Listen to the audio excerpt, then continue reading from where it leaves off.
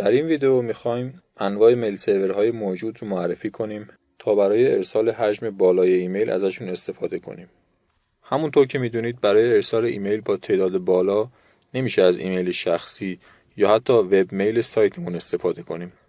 و از طرف این ایمیل سرورهایی که معرفی میکنیم امکانات ویژه‌ای هم دارن، مثل سازماندهی لیست مخاطبین و ابزارهای گرافیکی که ارائه میدن که در واقع کمک بسیار بزرگی به ما میکنه.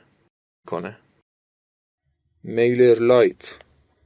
به جای توضیحات من میتونید خیلی سریع و راحت وارد سایت میلرلایت بشید و یک اکانت یک ماه رایگان تا 1000 کاربر برای خودتون ثبت کنید و پس از تست کامل این سرویس در صورتی که تمایل داشتید اون رو انتخاب کنید. از ویژگی‌های دیگه میلرلایت به عنوان یک سرویس دهنده معروف بین‌المللی داشتن نمایندگی تو ایرانه و همچنین قیمت مناسب اونه. من خودم به شخصی از این سرویس استفاده کردم و از اون راضیم. GetResponse. قیمت نسبتاً ارزان و پشتیبانی خوب از ویژگی‌های این سرویس دهنده است. شخصاً تجربه کار با این سرویس دهنده رو نداشتم، اما خیلی وقته که جزو بهترین هاست. میلچیمپ. فوق‌العاده محبوب و با کیفیت و شدیداً با مصرف کننده‌هایی که احتمال اسپم شدن ایمیل اونها وجود داره برخورد میکنه.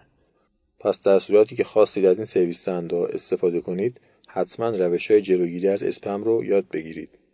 از دیگر مزایای اون میتونیم به ارائه اکانت رایگان مثل میلرلایت اشاره کنیم.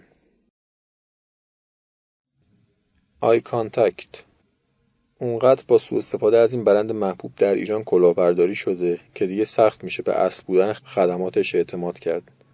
البته اگه اصلش رو پیدا کنید جز بهترین هاست. میدمیمی.